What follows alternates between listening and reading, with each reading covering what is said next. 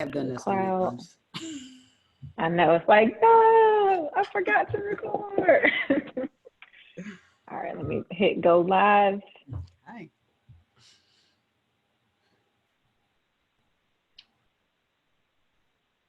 Setting up.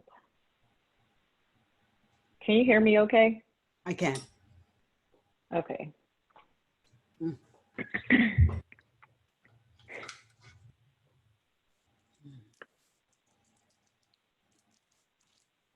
All right, so we're live.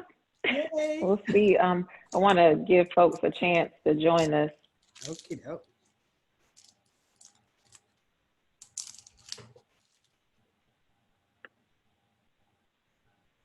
I'm gonna put a little cough out in my mouth.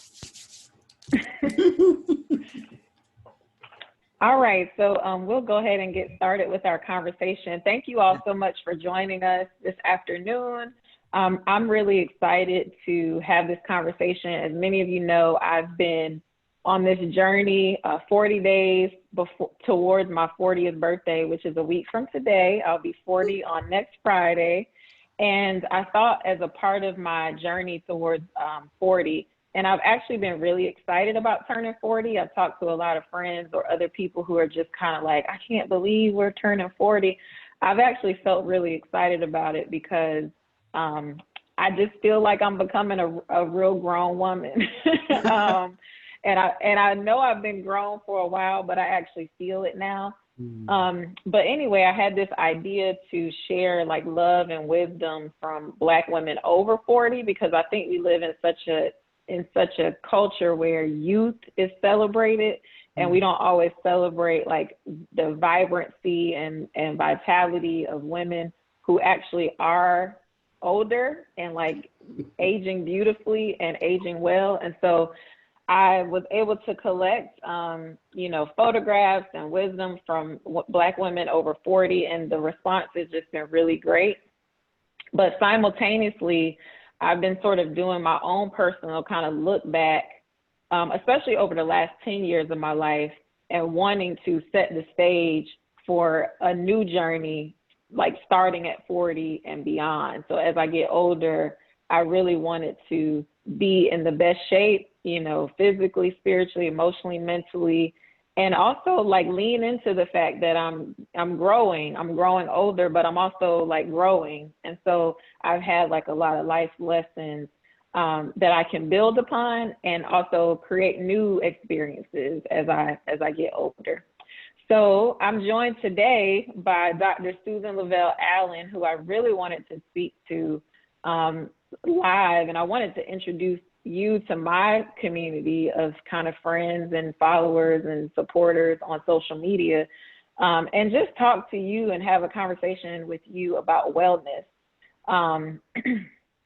So with that being said, I will kind of jump into this. I wanted to just share how we met each other. So I guess it was February of this year. Was that February we did the Midtown Yoga retreat? Yeah. Yeah, so Dr. Susan moderated a panel that I sat on with two of my good friends, Lisa Yaboa and Carrington Jackson.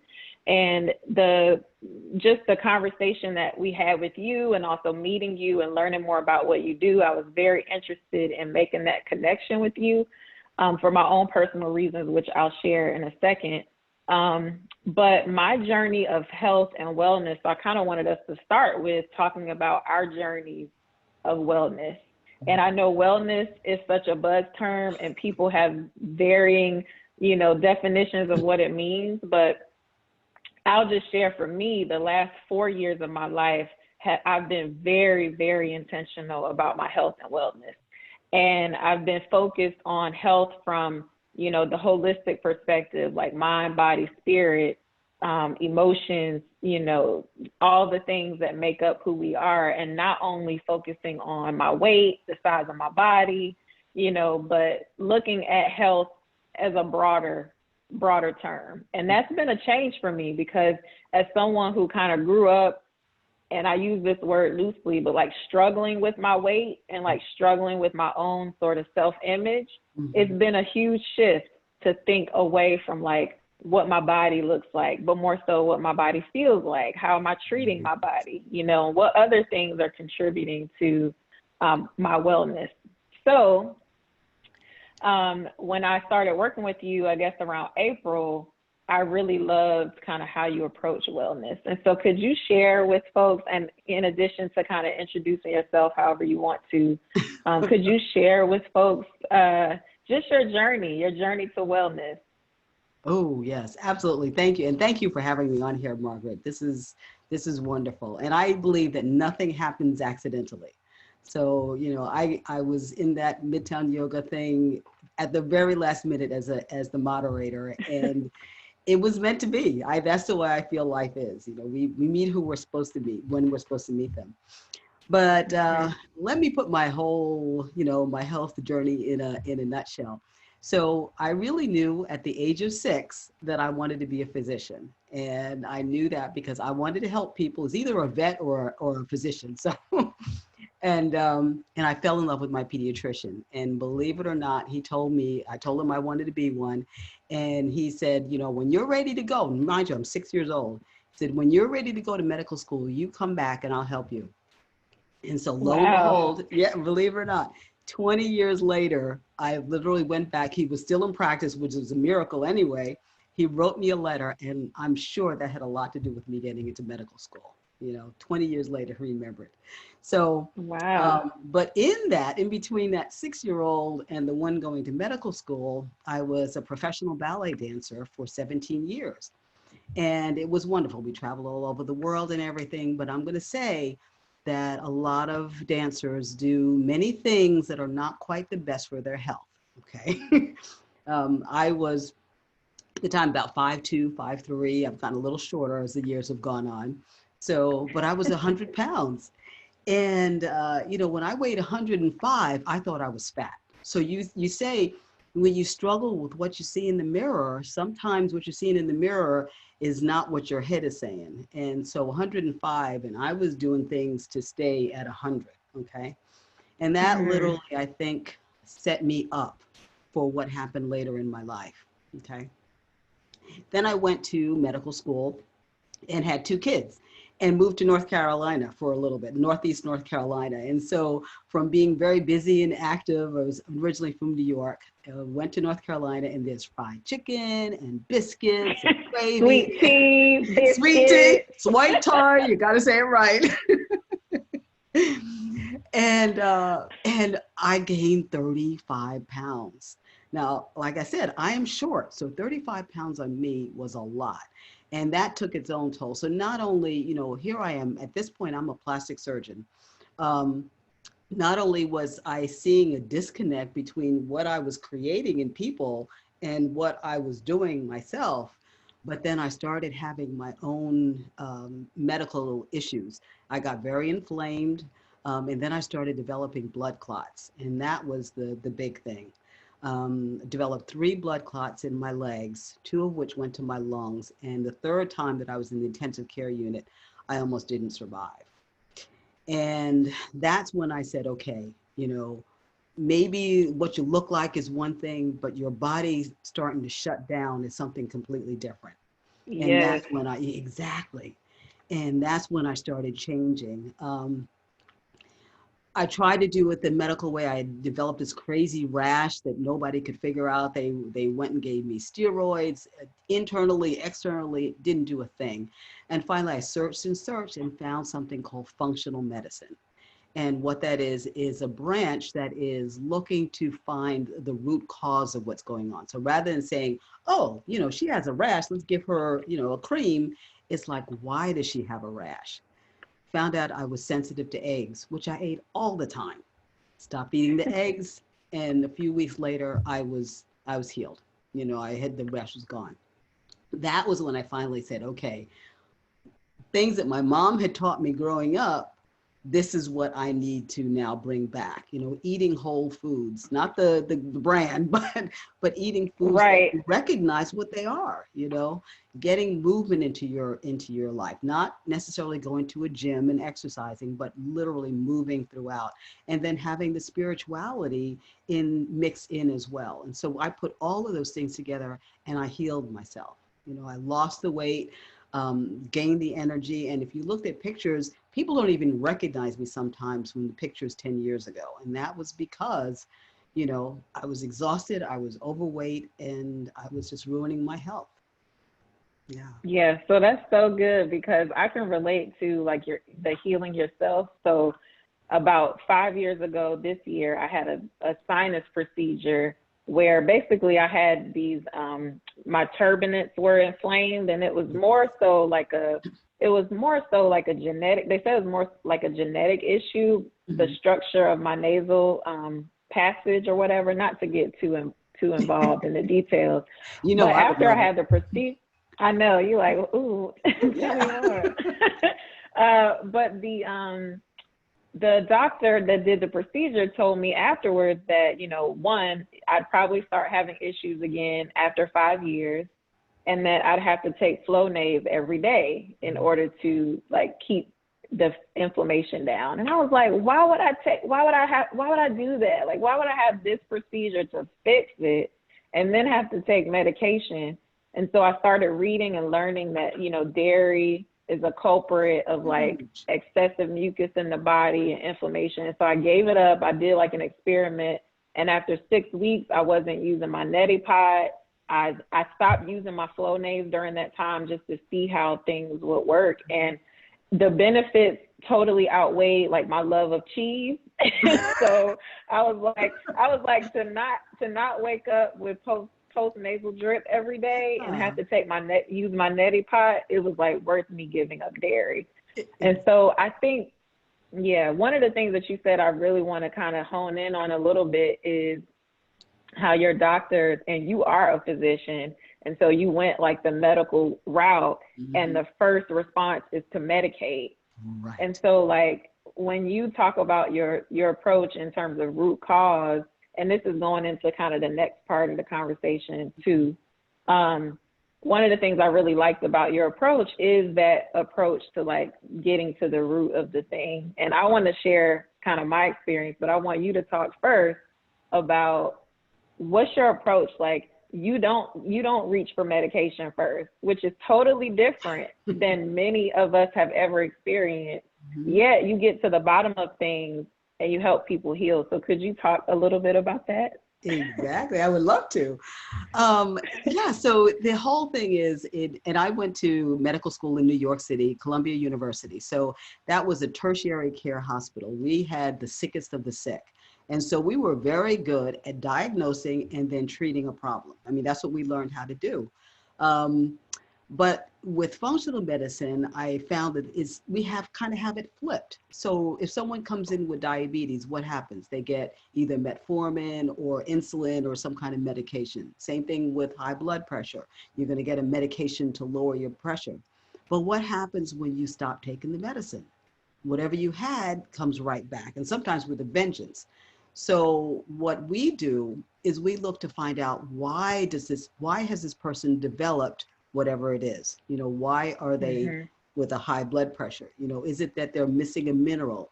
Is it that, you know, their stress levels are too high? Sometimes that's it. Sometimes, you know, so it's really about finding out what's going on first. And we often start with testing, and then go from there, you know, and then fix what the problem is, not what the symptom of the problem is. Yeah.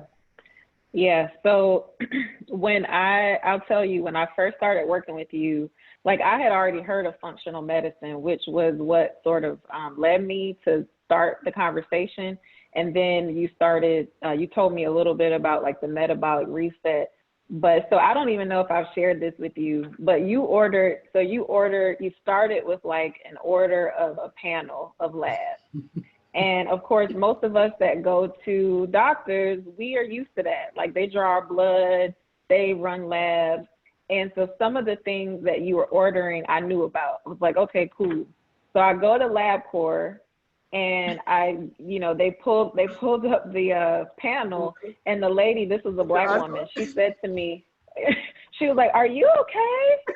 And I said, yeah, why? She said, "Because you're getting a lot of labs today." She was like, "This is huge. Like this, all of this information. Are you okay? I guess she thought I was like trying to see if I was bionic woman or something. But but I said, oh no, like my new doctor, she ordered all of this because we're gonna get to the bottom of things. Like she's gonna tell me exactly what's going on with me.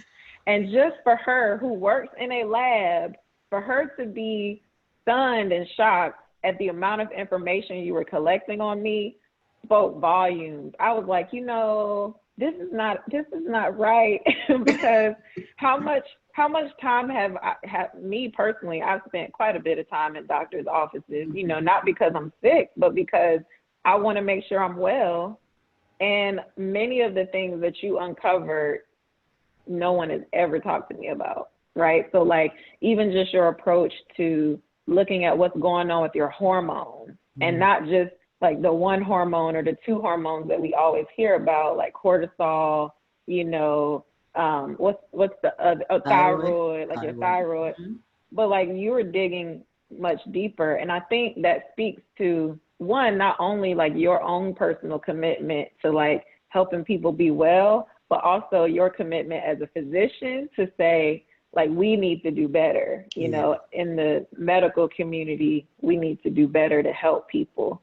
That's a whole, like, we could have a whole conversation about how the medical industry and the sick care system, it works. But yeah, I just think that stood out to me most above anything else in the beginning, was like this approach that we can get to the root cause of things.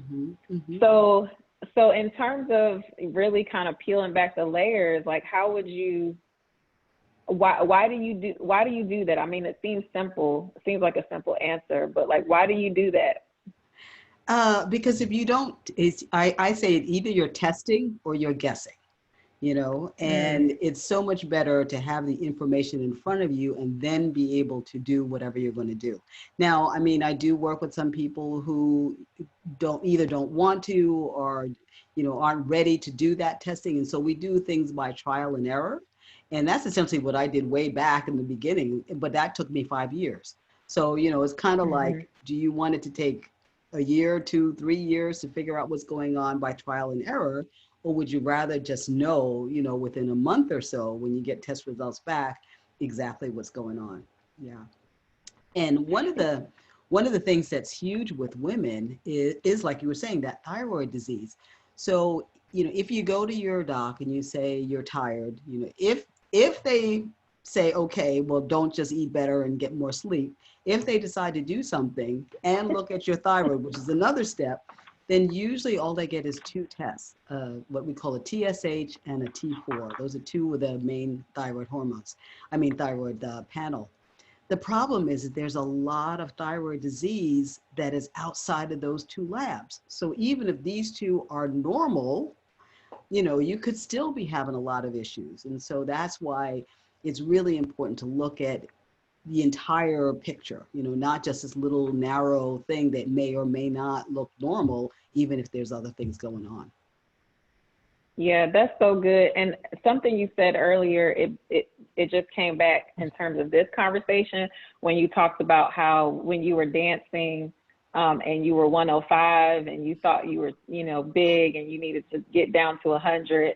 We live in a culture where if your body is small, then people sometimes assume that you're well, that you're healthy, right? And so sometimes the image of the body or the size of the body is not always an indication of what's going on. And you don't necessarily have to be overweight to be sick. But I think because we live in a society where our healthcare system is really a sick care system, one of the indicators that we often are met with is like, okay, if you're overweight, then you're sick.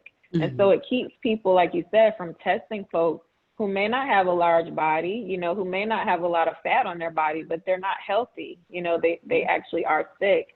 And there's so many factors to wellness beyond just like what's going on the outside. And I think even the testing around the thyroid is such like a big thing, but it's not talked about. Like people don't talk about the test you're not receiving it's like, we're going to order these tests, we're going to tell you what's wrong, and then we're going to give you medication to fix it. Yeah. So, in what other ways does your work sort of disrupt like the traditional healthcare system or the traditional medical system? Yeah, I think the other big thing, other than the testing and you know, what we put people through, I shouldn't say put people through, would be the fact that we are handing the reins back to our practice members. You know, in other words, you are the one who's ultimately responsible for your health. And I think what's happened is that we've gotten a little complacent. You know, we sit back and we say, oh, you know, the doctor will fix it. The doctor knows best, and or whoever is maintaining our health. And, you know, I'm not saying stop taking your medication. You'll just stop like that. But I'm also saying, if you're still on that same wheel and you're still struggling with the same things that you were struggling with a year ago or 5 years ago, then maybe you need to look at things a little differently. Because the way I run my life is every year I'm getting better. I'm not getting worse. And the same thing is possible for everybody, but not if you're not looking at how your, you know, how your body is running and how your body needs to function. Yeah. Yeah, that's so, I haven't ever heard you say that, like giving the reins back to your practice members. It's so important too, because, and I actually featured you today on my MB40x40 forward, like Black women, you know, sharing love and wisdom. And one of the things you said was, you know, listen to your body, you know, listen to your body. And that's something, honestly, I've had to learn how to do. You know, a week away from 40 years old, and I'm still learning how to listen and pay attention to my body. So, you know, how do you do that? How do you personally listen to your own body? Right. So now that I know how to do it, I realize that my body, I'm kind of like, you know, they say the canary in a, what is it? A canary in a coal mine. Yeah. So Coal mine, yeah. yeah. So like the early warning system. Now that I know what the signs are, I know that I show up very quickly. You know, if I'm eating something that doesn't agree with me, or if I'm not getting enough sleep, within a day or so, things are changed. You know, either I'll have bloating or more fatigue or brain fog. And these are the things that we need to be able to listen to and understand. So, you know, joint pain is not normal.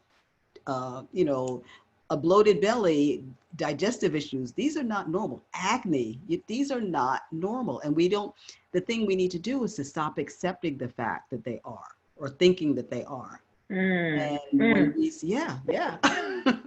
And when we see them, then we need to look at what we're doing. What are we eating? How are we thinking? And then see what we can do to change. Because yeah, exactly. You know, and even now, I'm going to say, you know, even now there are things that I love. You know, should I even share? Okay. I'll share. Come on, Dr. Susan, this is gonna help me out, because you know we talked about this.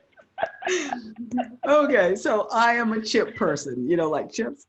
No, I don't eat potato chips and everything, but I will get they like to have their corn chips, and they're healthy. They got flax seeds in them and everything. But I know that if I have more than one day of those chips, then a couple of days later, my joints are going to hurt. And so if I'm ready for my joints to hurt for a few days until it gets out of my system again, then I'll eat them. But for the most part, it's not worth it anymore. And that's what you have to, that's what people need to be able to recognize in themselves. And that you can't, if you always hurt, you know, if something's always painful, if you always are bloated, then you don't know that you can be better. So it's not until you get to your body's baseline, the good baseline, that you can start telling when things are not working the way they should. Yeah, that's good. I want to share something, but there's a question that I want you to be able to answer. And I know it's actually one of my questions later in the conversation, but just in case this person has to leave us.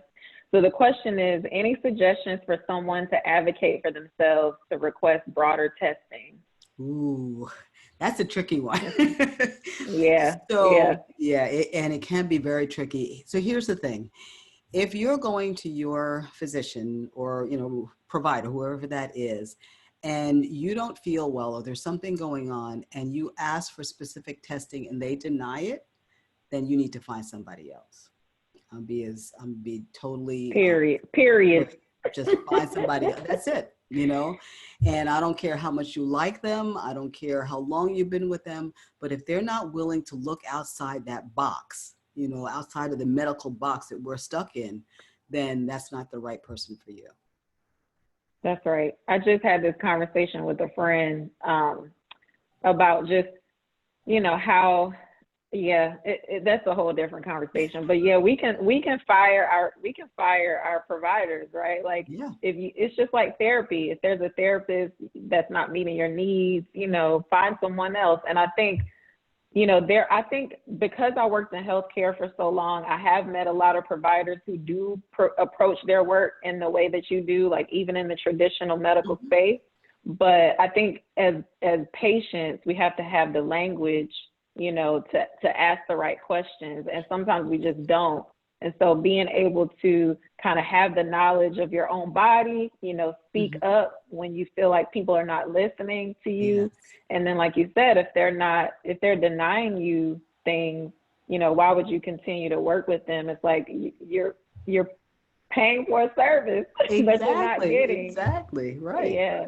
Right. Exactly. Yeah. You know, if you didn't like the way your hair looked when you go to your hairdresser, would you keep going back to that same person? No, you would find somebody else. So this is way more important than how your hair looks, right? That's right. Yeah, it is, and it should be. You know, something you were saying when you were talking about listening to the body. You know, I think especially like normalizing pain. That's such a good topic. Like we should come back and talk about normalizing pain. But especially as Black women, like, you know, I think we learn to live with a little murmur of pain, like whether it's heartache, you know, whether it's stomach aches, back aches, like I think we just kind of learn to live with pain. And then on top of that, we're targeted by like drug companies and all the medications that say, like, if you don't want pain anymore, you take this. And so like you said earlier, you're covering it up and you're not getting to the root cause.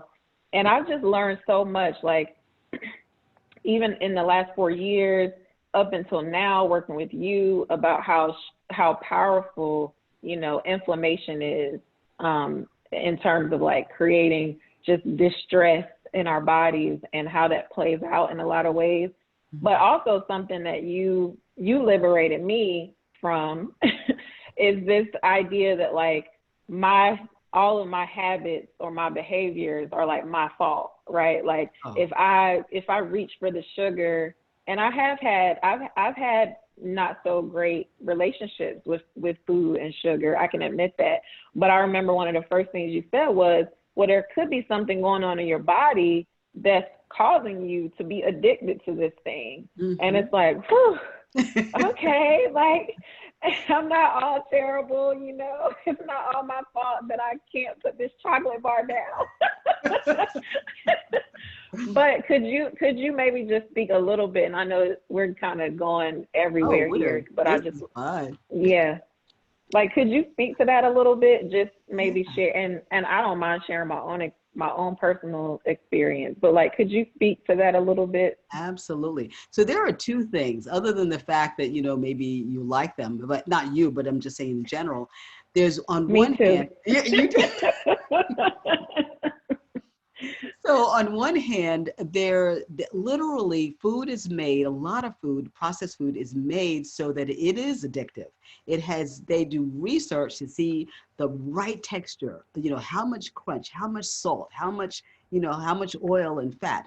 What does it need to make it the most tasteful and making you want to eat more of them? So that commercial, you know, whatever it was, you can't eat just one. I forget which commercial. Oh yeah, Lay's, you can't eat just one. That is absolutely true. So there's that part of it, you know, that they make the food to be as addictive as possible. But then there's the other half that literally there are foods that turn on trigger systems in your brain that make you want them, you know. So wheat is one of those things. Sugar, for sure. You know, as a matter of fact, they've done studies where, not with people, but with rats, where sugar is more addictive than cocaine, you know. So Is there any And the woman? withdrawals from it, and the withdrawals from sugar, Exactly. I'm a testimony. It is like, just put me in straight jacket. Absolutely. And it's in so many different things. Most tasty food, that you don't even think about. If you look at the labels, there's some kind of sugar in there. It has a lot of, it's everywhere. And then the third way, just thought of a third way, is in your gut itself. So you have bacteria and fungi that can actually crave sugar. They love sugar. And so as they grow, they literally make your body want more so that you'll eat more, so that you'll feed them essentially. So these are three different things that are fighting against you, for something like sugar. Yeah, and the thing is, Dr. Susan, I mean, so we kind of hear these things sometimes, and then we're met with change your behavior, right? So and so then you feel like you have to behave your way out of something that really isn't all, it isn't all behavioral. So I know for me, the way that I felt, and I'm kind of plugging you because you've really helped me, but I think one of the things you liberated me from was this idea that I had to kind of behave my way out of my challenges. And for example, you shared with me, and this is something I never learned, but I've had anemia since I was probably in middle school, and I never knew there were two different types of anemia. And so people are hitting me with, take this iron. And it's like, but that's not all I needed. And here I am, 39, and I now know I have two different types of anemia that I have to address. Or that, for example, my body wasn't absorbing nutrients the right way. And so to continue to eat more, I eat healthy most of the time, eating vegetables and fresh veggies, fresh fruits. But if my body's not absorbing the nutrients, that's not something I can behave my way out of. Exactly. It's like you can do the best that you possibly, like you said, you were eating really good things. We looked at what you were eating, and it was just that your body wasn't taking it in. And if it doesn't take it in properly, it can't get to your cells, and then you don't grow. Your body doesn't heal. So it's always taking things back, like one extra step to figure out exactly what's going on. Yeah. So I appreciate all your honesty around the chips comment, that's what we need to hear, people sharing, people who are doing wellness work. It's no, let's be honest and transparent too about the days that we really just want to indulge, or but we also know why we're doing it, and we know that this is not something that needs to happen every day. Right. So what other ways do you personally embody the wellness practices that you teach? Okay. So one of the most important things, especially right now, with us being in the middle of COVID-19 and everything, is maintaining my own wellness schedule. So, I call them bookends. So in the morning and in the evening, I have my meditation and visualization, and, I get up and I exercise, whether that's walking the dogs for a period of time, doing my Qigong, whatever it is, it's maintaining that and not letting that slip. It's so easy when, especially when we're very stressed and life is kind of just topsy-turvy, to let these things go. And, I'll be honest, I might've done that for a week or so, in the very beginning. I was like, wow, I'm home all the time. I don't have to do stuff. And then I started noticing, again, not feeling right,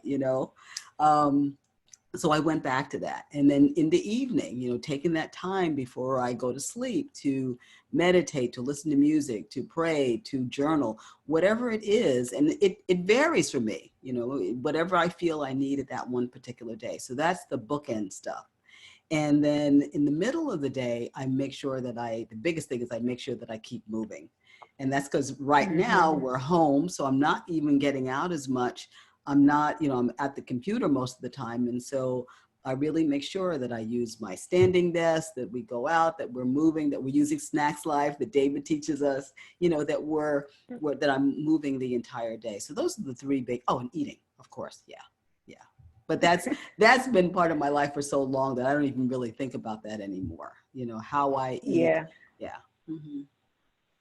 Yeah, so I recently bought an Apple Watch, and one of the things it does is every now, like I think it's every hour maybe, it tells me to stand, It's it. it tells me to breathe. You Mhm. know, there's certain goals that I can set for like movement and exercise. And I feel like even just having those reminders, especially now in the midst of Oh this yeah. pandemic where Yeah. nothing is normal, you know, we've had to create new routines, Hmm. new structure. But even just having those reminders, like, okay, stand up, Margaret, because I'm used to Exactly. moving so much And now that we're when I'm not. home, it's like Yeah. sofa. I just want to be on my sofa.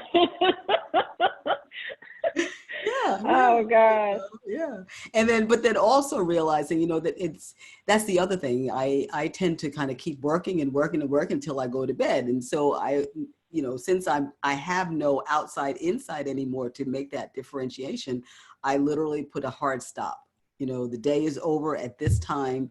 And then, now you relax, because otherwise, if you're always home, then you're always kind of in work mode, and that's not any good either. Yeah. Yeah. Yeah, I've heard lots of people talk about that. I'm pretty good with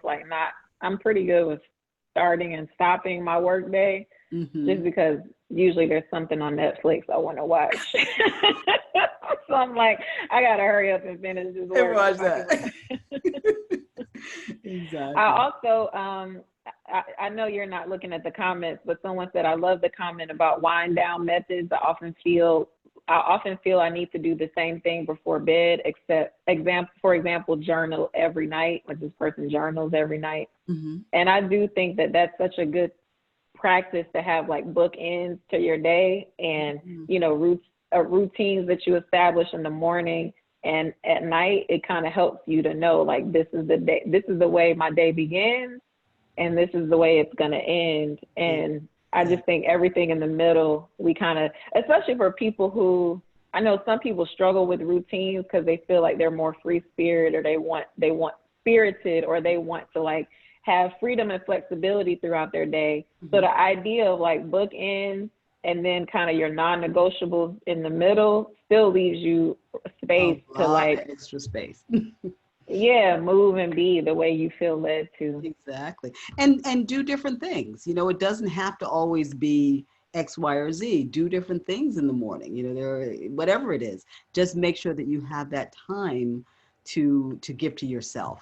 And the way that I know Hmm. that I'm, maybe forgetting or neglecting or whatever, is when I start waking up in the morning and the first thing that goes through my head is all I've got to do, and my brain Yeah. starts going like, woo.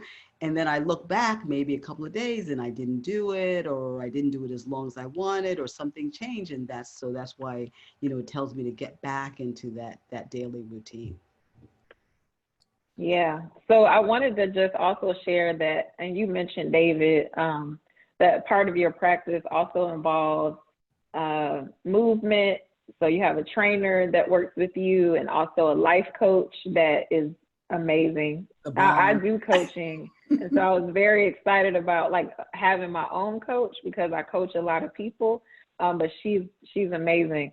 And I really like that approach, because it is necessary for people to know that health is more than just about like your body and what's going on with you physically, but like that your body is also a home for your spirit and your emotions, and your mental state. So, what led you to kind of add that to your practice? Uh, Again, my own healing. I'm just going to put my things back on, so I'm not, my there we go. The other thing was myself, so when I came, back when I came out of the intensive care unit that first time, I was literally so weak that I had two dogs and I could barely walk them to my next neighbor's house. That was like maybe 15 yards. That's how exhausted I Mm, was at that particular point. And so the only thing that I could do initially was change, eat a little bit better. But then as I started getting healthier, I got to a certain point, with the food and the movement. And then I was stuck. And it wasn't until I started adding, the spiritual aspect, which is where, I started visualizing and journaling and thinking and, speaking with Laura, that I was able to then make that next quantum leap. you know, into feeling and Mhm. looking better.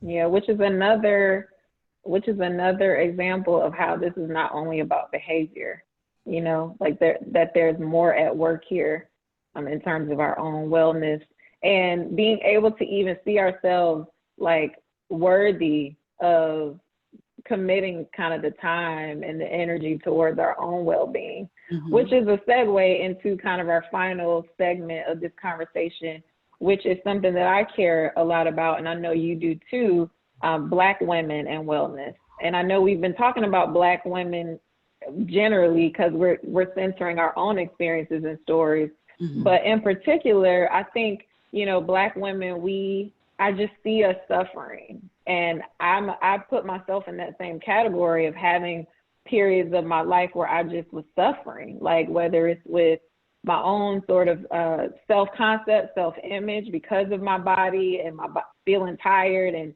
doctors giving me the run around saying that like, oh, you're good, you just need to lose weight. Like, that's not it. I lost weight. I'm still tired. Like something else is going on. Stop ignoring Exactly. me. Exactly. Oh, and I also see us, you know, and this is generally like kind of, I guess maybe it's even an Achilles heel for us at times, is constantly like pouring out and giving to other people and really not doing that from a full and whole place Mhm. until we get to a point where we're just depleted. And I'm very committed to undoing that for myself and also hoping to be an example and a guide for other Black women to really move towards a path of like wholeness and wellness. So one of my questions for you is what excites you, or what gets you excited about helping women and especially Black women really achieve or reach a point of like real health, wellness, and wholeness in their lives? Ooh, love that question. So the first thing is with women, like you were saying, in general, I think women tend to be more giving, more likely to do for others first, often to the detriment of themselves. I mean, that's what happened with Mm-hmm. me. It sounds like that's what happened with you. That's what happened with Laura, you know, just kind of pouring out until you have no more left to give, you know. Um, Mm-hmm. and then you add being Black on top of that. And so right now, I'm getting ready to give a talk in about a week or so about COVID-19 and how it's exposed some of the disparities in healthcare by minorities, especially Blacks. And, you know, I knew intellectually, but in doing the research, I saw how much damage there is that's been done for generations, you know, to Mm-hmm. us, but also by us, you know. And so it's a two-pronged thing. So like you said, when you go to the physician and you say that you're tired and it's either poo-pooed or, you know, here, go take some whatever. So there's that end of it. And women have it to some extent. Black women have it to an even higher extent, unfortunately. Mm-hmm. So that's why, you know, when we were talking before about you women needing to be proactive and to be willing to speak up about something and, you know, push to get the answers. And again, if you don't get the answers, then maybe start looking elsewhere. But the other part, and this is when I asked you if I could be, you know, if I could be as honest as as I wanted to be. Go for All right, here we it. go. The other half of it is that I think that we as Black women have accepted um, the fact that how should I say this? We've accepted things that we shouldn't. So we've accepted the fact that joint pain is normal, and that being overweight is normal, and that being diabetic and hypertensive is normal. And we say, well, mom had it, dad had it, my whole family has it, so therefore I'm going to have it. Absolutely not. And it's Right. not until we realize that we have that control in our own hands to change our health, you know, to change what even genetics look like, because you can have the gene and not express it. So you can literally change the expression of your DNA by what you do. And so we have to be Mm. willing to say, okay, I don't care if mom, dad, everybody else in my family is, you know, obese and diabetic and hypertensive and has everything, I'm not going to accept that for myself. And so that's the other thing that I wanted to put out there. And the last thing, and this is part two of that, something that I hear is people will say that they don't,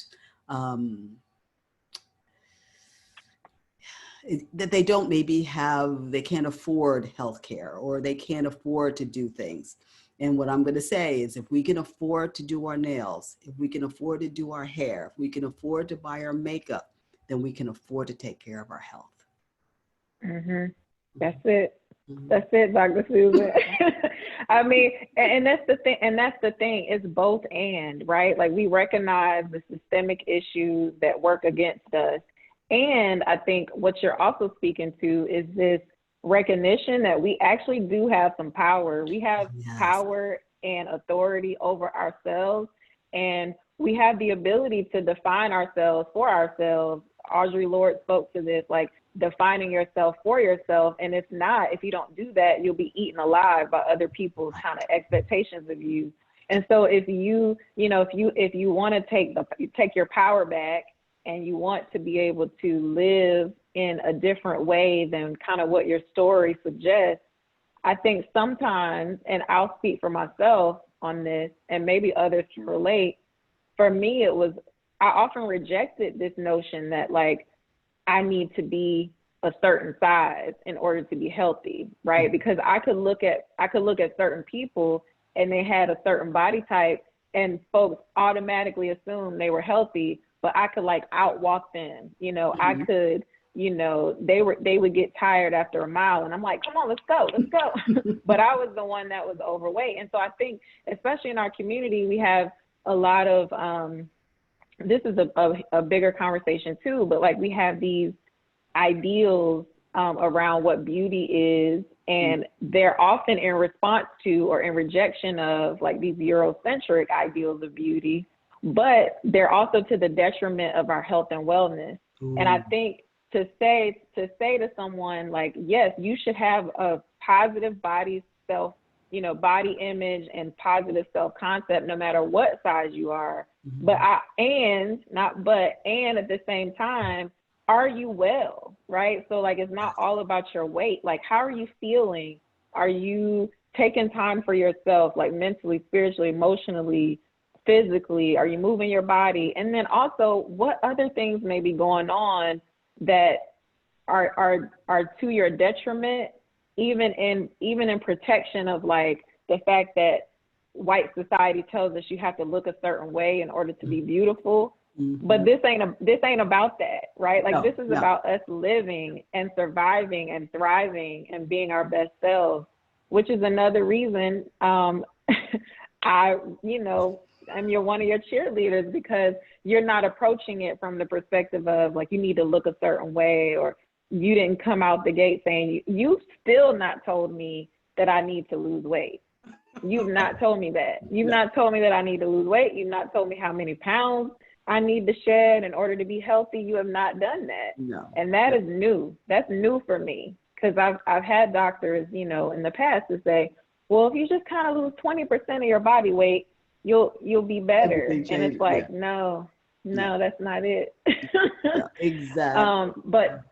And I do appreciate your candidness around priorities, right? Like, sometimes we operate from a perspective of scarcity when it comes to our health and like really investing in our health. But I think, honestly, Dr. Susan, that comes from a place of people feeling unworthy, right? And so I'm gonna jump into this real quick because I feel like I should say it. I think that oftentimes we conflate the words value and worth. So for example, we do things to ourselves, we buy certain things, we adorn ourselves, we make ourselves feel beautiful, and that's fine. And at the same time, I think that there's an element of wanting to feel valuable, wanting to feel a sense of self-worth, right, from those things. So when you feel beautiful or when you look beautiful, you may feel beautiful. And so that makes you feel worthy. Sometimes the investment in your health is not something that's going to make you look beautiful in terms of like, you know, this like aesthetic satisfaction you get from looking in the mirror, right? But you're gonna feel it, and then if you feel it first, it's gonna come out on the outside. It's gonna Exactly. yeah, and so I think a lot of that comes from a place of like just feeling unworthy and not really knowing how to overcome that. And I just want to say, like, you know, I think that it's important for us to own our worth and to say, you know what, I'm worth it. I'm worth the investment in my health. And I'm gonna go get my nails done. Like, I'm gonna find a way to do it. I'm gonna find a way to do it all. But I'm not gonna forsake my health, right? I'm not gonna forsake taking care of myself and operate from a perspective of scarcity when it comes to my own well-being, you know? And I think that's what happens a lot of times. So Oh, absolutely. I love that value and worth thing, because that's what really it's all about, you know, understanding that you do have that inner worth and value. And if you fix your, as you said, if you fix your health, then that beauty comes from inside. People look at pictures of me 10 years ago and they're like, wow, you look 10 years younger now than you did back then. So, and I didn't do anything in particular to change my look. It was just health. Being healthy makes you look good, period. You know, that's just the way it is. So your skin starts glowing. it does. You're sleeping better at night. Exactly. You know, your brain works better, you work better, you get more productive. It's like the number one thing. And then you've got that for the rest of your life. You know, you've got your health. Yeah. Yeah. Wow. So I'm going to ask you one more question, but before I do, I want to tell the folks who are watching live, if you have a couple of questions that you would like Dr. Susan or I to answer, feel free to drop those in the comments. And after she answers this question, we'll take a few questions from the comments if folks have them. So kind of my last question to you is, and I know, just to set up the question, I know through working with you that this has been a process, and I'm still in it. I'm on day 42 of a specific day 42 phase of your process, and I'm super excited about that. And so I know there's kind of a process that you take people through depending on what they need. But what is something that people could do like right now to really just overhaul, like, or maybe even redirect their focus on their health? Like, what's something that they could do right now to do that and to focus on their health? I would say the very first thing is to be aware, you know, to start becoming aware of what you're doing, what you're putting in your body, how you're moving, essentially what what your life is right now. Take stock. And one of the first things that I often do with people, if they haven't already done that, is for maybe about a week to do a food mood journal, you know, to write down what you're eating and how you feel for about a week, and then look back at it and see if there are patterns. You know, that's one of the simplest things that you can do. And then from there, you can start, you know, kind of figuring out, is this something that's good for my body or not? But it's really learning to understand your own body's wisdom. Yeah, that's good. The food mood journal is helpful. I've done that a few times in my life, and that's kind of where I realized, like, oh, I have an emotional relationship with sugar. You know, if I feel stressed and it's usually not even sadness. It's just like, oh, there's a lot going on. I need to feel in control, or I need to feel comfortable. I'm stressed out. And I usually go for like the non-dairy ice cream, you know, like that's my thing. And also, like, you know, so I feel like the food mood journal helps people to sort of put those things together sometimes too. Like, exactly, I eat certain foods when I feel a certain way, or after I eat certain foods, I feel a certain way. Like you said, it's trusting and learning the wisdom of your own body. Your body, yeah. And especially since some of the foods, you won't even see a reaction. It's not like you eat it and you see the reaction right away. Sometimes it's a day, sometimes even 2 days away. And so, you know, by 2 days, you've forgotten what you ate 2 days ago. But if you've written it down and how you feel, then you can start putting those links together.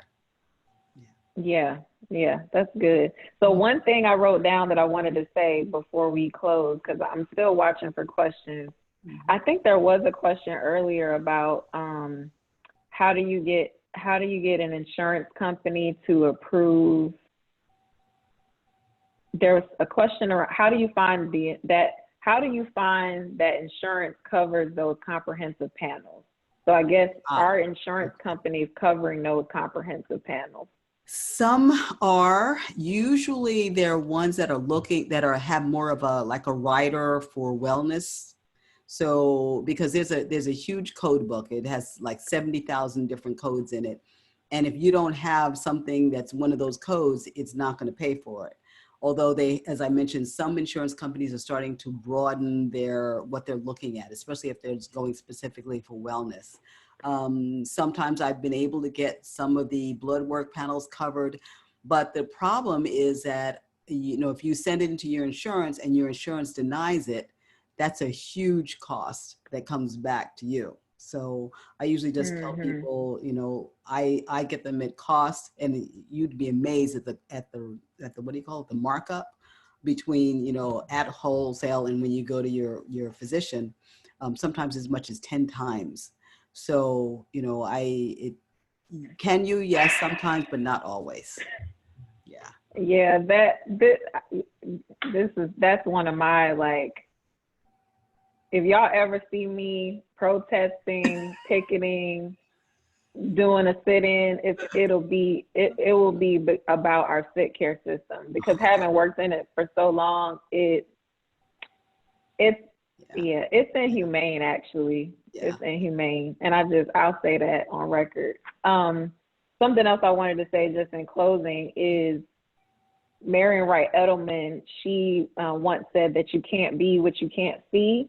And so that's why I think these conversations are so important for black women in particular, and I think for all women especially, and just people in general, because there's just so many things that we've never seen before, right? Like there's so many, especially in the age of social media, and folks just pop up one day and they're like these health and wellness experts. Yeah, and they're like now telling you what you need to do to be fit, and folks are saying like body goals, and I'm just like, come on, y'all, but to have a real example of someone who is dedicated to the work of wellness. You're a physician, and you're also, you have your own lived experience that you were able to will yourself out of, right, with your spiritual compass and your own work and your own commitment, and that you also can be that example for other people. And that's what's important to me. I know that I'm not only doing this for myself, I'm also doing it so that other amazing Black women especially can see I can be my best self and take care of myself and do all the other things that I want to do. And it's kind of that conversation of, can we have it all? I don't necessarily know what all is to everyone, but for me, I want to be my best self while I'm doing whatever I'm doing. And so I just thank you for your time. Yeah, go ahead. Oh, I was just going to say that, that's essentially what I want to do. I want to have that ripple effect in the world, from myself to my family to my practice members. And then each one of those then takes what they know all the way out. Ooh, just dropped my glass of water.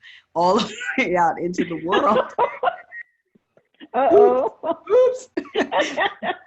This is live, y'all. It's live. And out into the world, and just knowing how big an effect that one person can has, and then that just goes out to the world. It's amazing. Yeah. Well, thank you so much, Dr. Susan. This was a great conversation. Thank you so much for having me. This was fun. Thank you. Yeah, it was. I appreciate you. Absolutely. Same here. Have a good rest of your day. Thank you. You too. Bye-bye. Bye. Thank y'all for watching.